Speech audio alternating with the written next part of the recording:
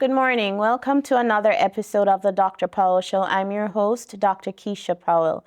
Today's episode is about redefining public safety, rethinking crisis response through social work and law enforcement collaboration. When we return, we will be interviewing Dr. Isabel Logan and Lieutenant Nicholas Rankin on the Social Work and Law Enforcement Project. We'll be right back after this break.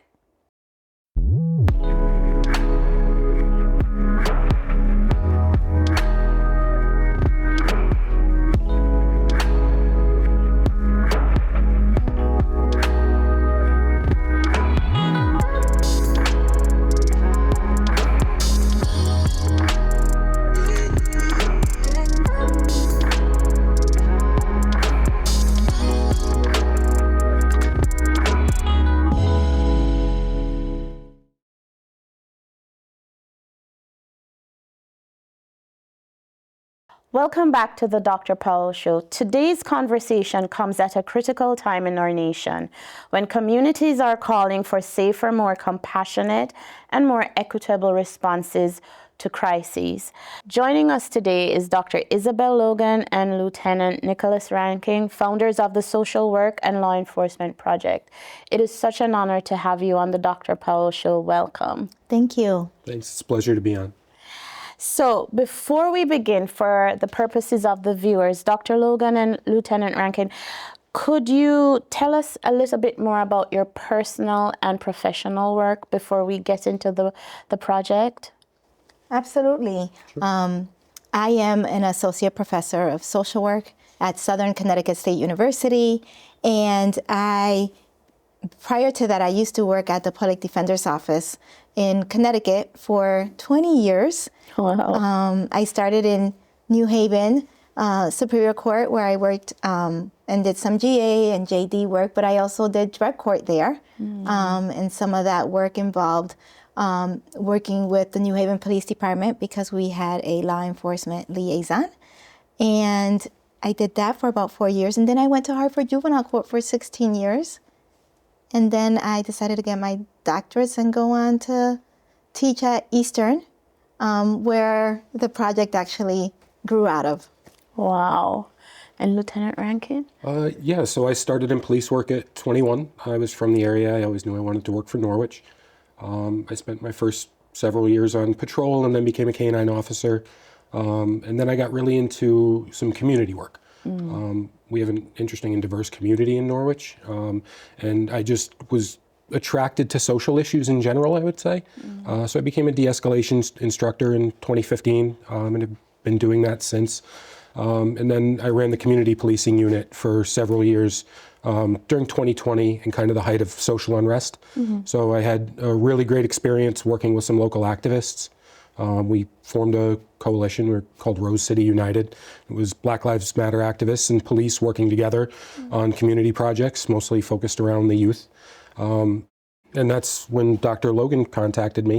It was in 2021 while I was kind of in the midst of that, and said she had started this project, and it helped us meet a mandate for a feasibility study through the Police Accountability Bill at the time.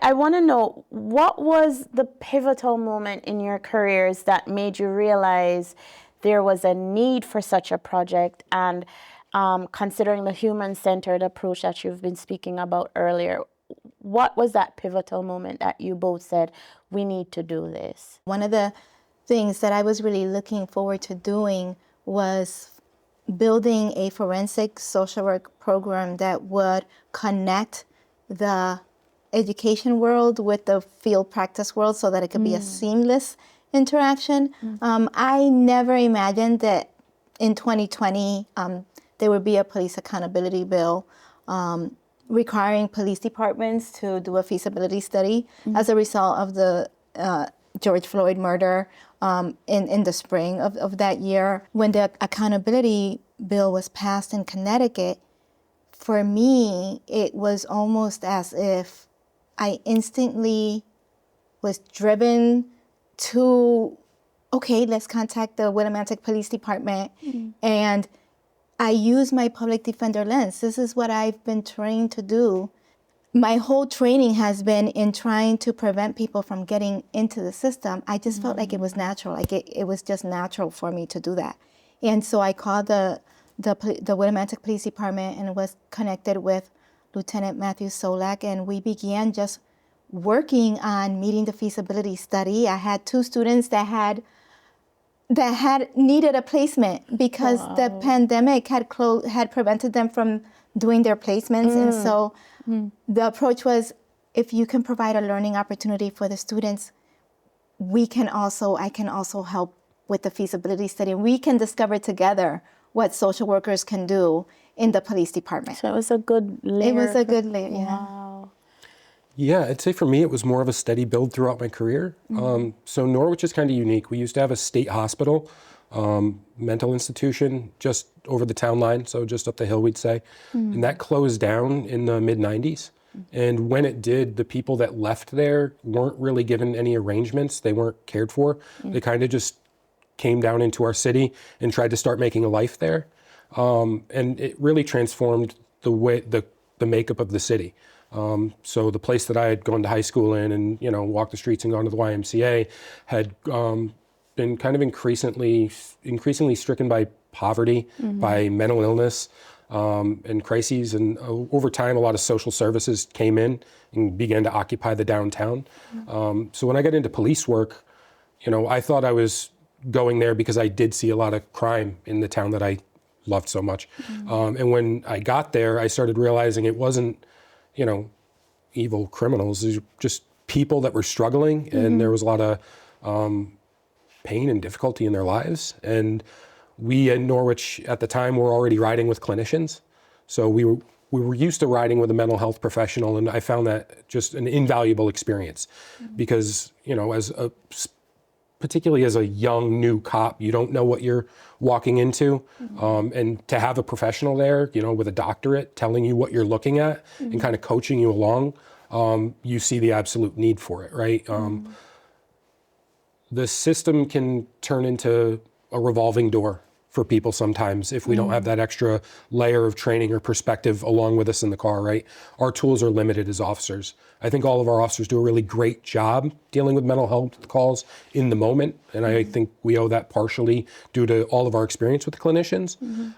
But at the end of the day, they're not trained or equipped to follow up again and again to really help somebody engage with services and get through the tough time. We're a fantastic Band-Aid. We can show up and we can do that safely, but it's not a solution to the problem. So when Dr. Logan called, I was skeptical at first, actually. It's 2020. We're the height of the culture war. Right. She calls up and says, hey, I want to bring social workers into your police department. And I did my dissertation on microaggressions and all these things that are kind of like buzzwords at the time. And the sentiment publicly was one that, could be kind of anti-police. It was defund, replace them, send social workers to these, potentially violent calls, which I wasn't on board with. But she happened to be partnered with Lieutenant Matt Solak from Willimantic, somebody that I knew well and deeply respected. And he gave her the vouch and said, nope, she's here for the right reasons. They're here to take part, not take over. And we just want to work together. So I said, yeah, let's give it a shot. And here we are years later and the best of friends and doing the same work together. I applaud you both for the difference that you're making, and I hope for those watching out there, especially for other law enforcement professionals, that they capitalize on the work that you're doing and that it becomes a program that not only Connecticut will adopt, but other states will adopt as well. But before I get into that, let me ask you, because you both bring so much powerful experience, and just even listening to your journey is very empowering. How did those journeys come together to form what you currently call the social work and law enforcement project? So when I started partnering with the Mantic Police Department, I can't say that I did this myself. Like this was a collective group of individuals and support from community that made this happen. So at the time, I was on the executive board of NASW, which is the National Association of Social Workers for the Connecticut chapter. And when the bill passed, I said to the director at the time, I'm going to embed 2 social work students into the police department in Willimantic, and we're going to see what kind of work we can do.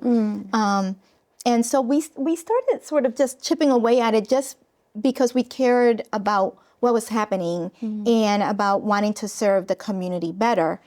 And we had no idea that it would continue to grow in the way that it has. And we ended up talking to the Police Accountability Task group that was put together in the state of Connecticut for recommendations.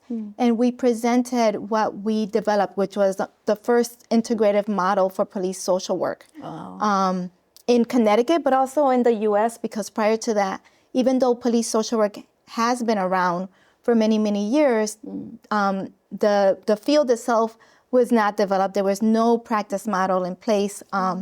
And so we actually developed it from the work, and it was amazing. I never thought that we could do that, but I reached out to one of my mentors and professors, Robert Madden, who now is part of the team from the very beginning, because I called him and I was like, hey, what do you think about this? Do you want to come join us? And he's fantastic. He not only is a social worker, but also has a law degree. And so we just started working together because we care about what happens, right? And when we presented to the accountability bill, Chief Mello, who was on that task force, said, well, how do I get a program like that? Wow. Or how do I make that happen? And I said, you work with us. Great. And that was I think that was like March or April of 2021. How many police departments are actually now involved in your project? Wow, I think we have multiple. Quite a lot. Yeah, quite a lot. Throughout the years. So in Connecticut, we've got Suffield, us, Bristol, Milford, Willimantic. Bridgeport is involved with us now. And then... I think right now we're also working with West Hartford. Oh, yep, West Hartford. We have and outside of the state of Connecticut, we have... Outside, we have quite a few too now. Yeah. Wow. So, congratulations. Thank you. This is absolutely wonderful because there is such a need.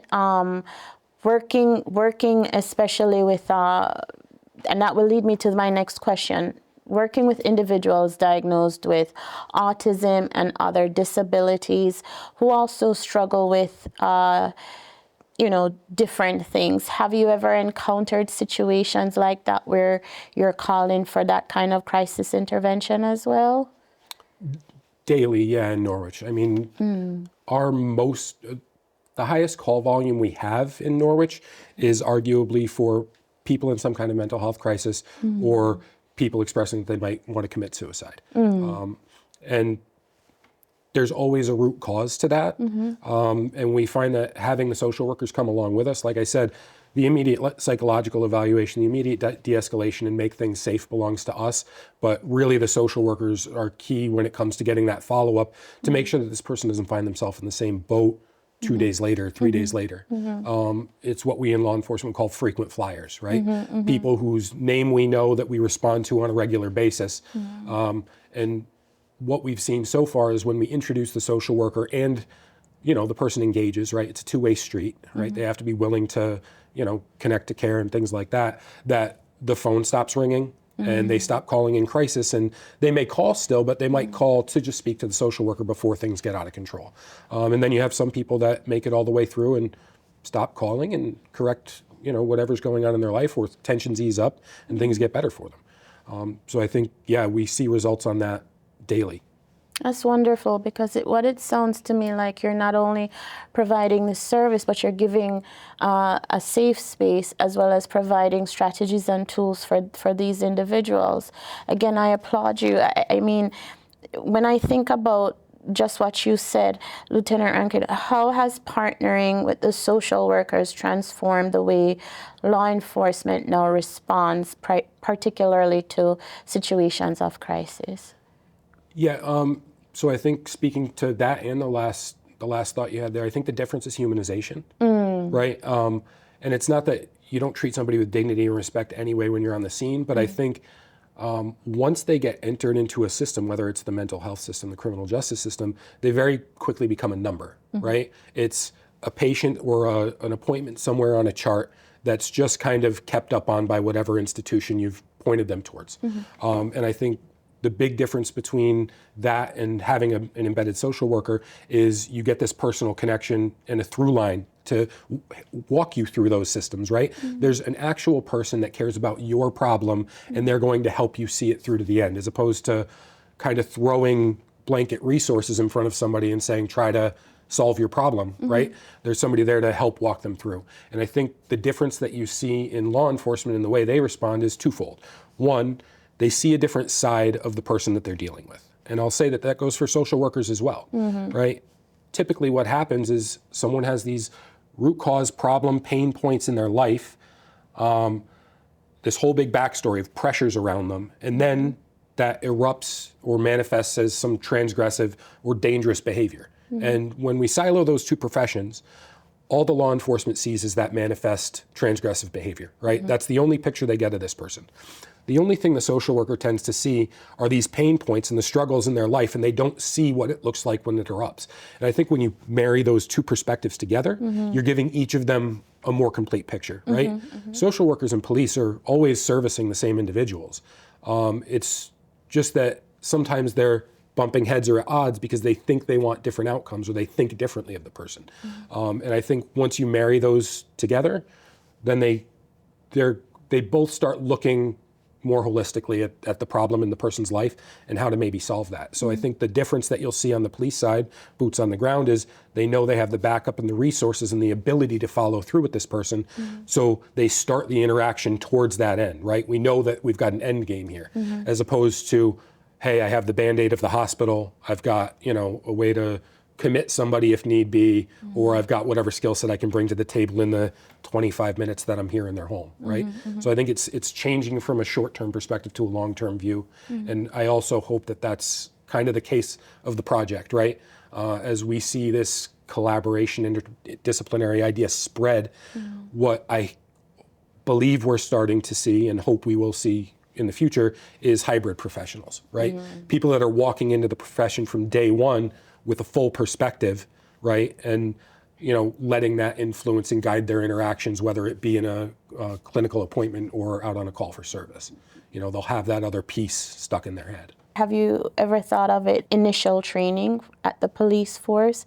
Is this integrated, or have you ever thought of getting this integrated into the program if it hasn't been already? So it's not within the academy yet specifically as police social work. Right now what the academy does is they provide, I want to say, 40 hours of mental health related training. What I think you're going to see legislatively happen over the next few years is you'll see a mandate for what's called CIT training for officers. And it's a full week program that's just dedicated to response to somebody in mental health crisis. And the way that stands right now in municipal police departments is you pick somebody that's maybe got the soft skills or maybe needs some remediation in that area, and you pay and you send them to an organization. Sometimes it's done through cable. There's other private organizations that have the certification, and they go through this experience. They deal with people that live with mental illness. They do a few hands-on things where they get to kind of experience some of it for themselves, in addition to your abnormal psych coursework that you're kind of doing while you're there. I think recent political events, you'll start to see that at the academy level because it is so prominent and it's such a hot button issue, not only here in Connecticut, but nationwide. And I think that'll be of benefit to kind of everyone. And I hope that collaborative or integrative models makes its way into the academy to train people how to ride with another profession. Because ultimately, what I see, and this is just my opinion, that the future of law enforcement as things change and evolve is not only do we take a social work perspective and add it to our lenses that we can look at the call through, but I'd like a physician's perspective, I'd like an attorney's perspective, like an activist perspective, so we can change the way we think of calls as we're there and as they evolve. I love that. And I'm sorry, can I also add to that? Yeah, of course. So most importantly, what's unique about the project, which is now expanding to a center, is that that's the niche that we do, right? We look at, okay, it's not just putting a social worker in a car and saying, okay, now go work together, right? We take it a step further, and we develop the Police Social Work Academy, where we now train the social workers and the law enforcement officers how to work together. What is Police Social Work 101? What is Law Enforcement 101? How do you learn, how do you work together? What is it that you bring to the table so that you can learn how to work together to make those interactions with communities much more successful, right? And so that everyone can go home at the end of the day.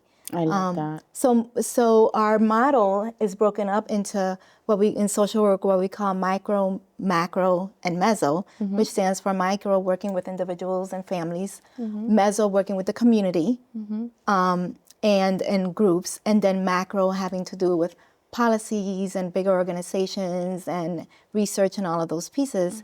And to be an effective police social worker, you have to be able to operate in all of those systems and levels seamlessly while building community with the law enforcement professionals that now you're working with, as well as bridging the gap that exists between community and law enforcement. I love the marriage between the two because, as you rightfully put it, I think it's more successful for that individual in that moment of crisis, whether it's someone with mental health disorders or someone who, going through domestic violence, that sort of thing, that this becomes an alternative. I shouldn't say alternative, more of a solution to what we are going through. When I looked at the data, Connecticut, approximately, I think there's 130 to 140,000 social workers in the state, but not everyone is trained to deal with certain situations.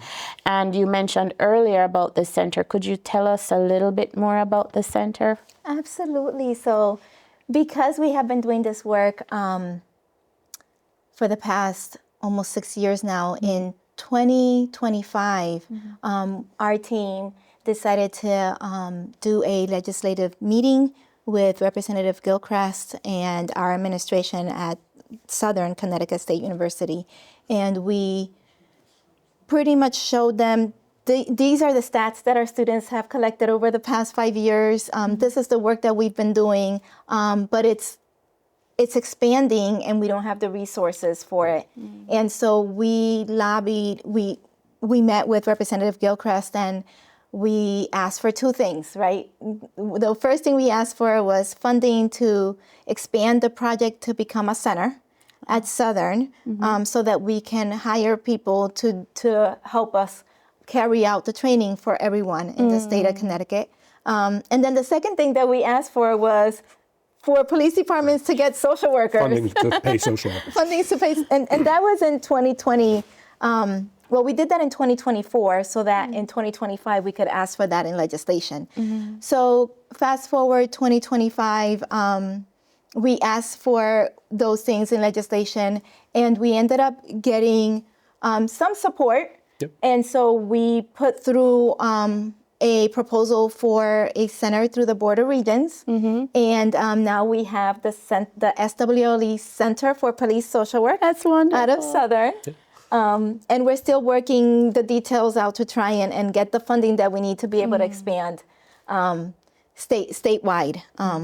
Nationwide, we have a national network that helped us when we started this work and continues to work with us. So we the project sort of merged into many different components, right? The network, we now also are the home of the conference for police social work, which is happening on May 27th through the 29th. But we're excited to be able to expand to a center because all of us have been volunteering our time and we do need the extra support. It'd be nice to have like someone that could do the secretarial administrative work and all of those other And I think if pieces. this is going to stick around and be successful and spread, there has to be standardization, right? There has to be a mechanism by which somebody can go, oh, I trained or certified this person to do this, right? There's a lot of specific training that goes into it. It's social workers are walking into a very strong culture in policing, right? They need to be taught what that is and how to navigate it. And they also are walking into a legal minefield, right, in terms of confidentiality. And I mean, we're dealing with people that are providing a confidential service and then people that are digging out truth and to deal with criminal aspects of things, right? So all that takes guidance and it takes, you know, a legal framework to back it up. And I think the center is going to be able to provide that, hopefully starting in Connecticut and maybe eventually more at the national scale. And I think also what it should do is build the workforce, right? Absolutely. It's an emergent field. It's a developing field, right? Like Isabel said, police social work has been around in some form or another here and there throughout the nation at different times. But due to lack of standardization, due to lack of a place to develop people to do this, it doesn't stick around, right? We keep coming back to the same solution to the problem, and it just doesn't seem to stick. So I'm hopeful that the Center for Police Social Work is going to be the thing to give it staying power, right? Build it into a legitimate institution. And I think I'm glad that you mentioned that because the field of social work has taken its time to craft other specializations like school social work, hospital social workers, right? But when it comes to police social work, it has not. And so the Center for Police Social Work will be looking to do certifications and really make practice standards for the state of Connecticut in the way that we have with the police departments that have worked with us. We mentioned some, but over the past 6 years, we've worked with so many others that have come and gone through our system as well. So This is wonderful. What would you like the public to know? How would they be able to find you? I know you said you're located at Southern, but what other information could you provide for the viewers? So we have a website. It's the SWLE. SWLEproject.com will automatically bridge to the new Southern Center. Okay, good. Yes, and then through there they can reach the center. But they can also email us at swle@southernct.edu. Okay. Thank you so much for being on the Dr. Powell Show today. You heard it first. We want everyone to reach out to support the SWLE project, to support Dr. Logan, to support Lieutenant Rankin, the work that you're doing. Again, such an honor to have you on the show.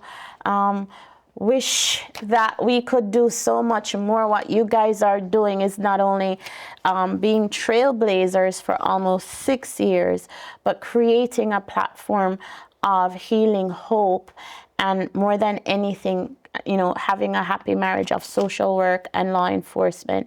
I thank you so much. I want to say, it is with gratitude, especially for not just communities of color, but also for other professionals to understand this. And I hope that psychologists, psychiatrists, attorneys, everyone who can come in and volunteer at the center, please remember, you heard it on the Dr. Powell Show.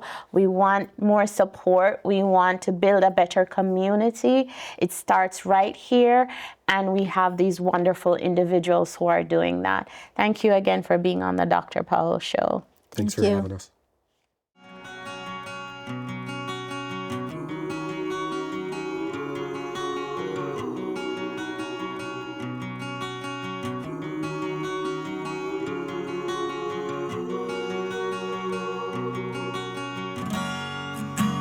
Don't know where I am, but I know just where I'm going. Following footsteps in the sand, yeah, it leads me home again. I don't know where I am, but I know just where I'm going.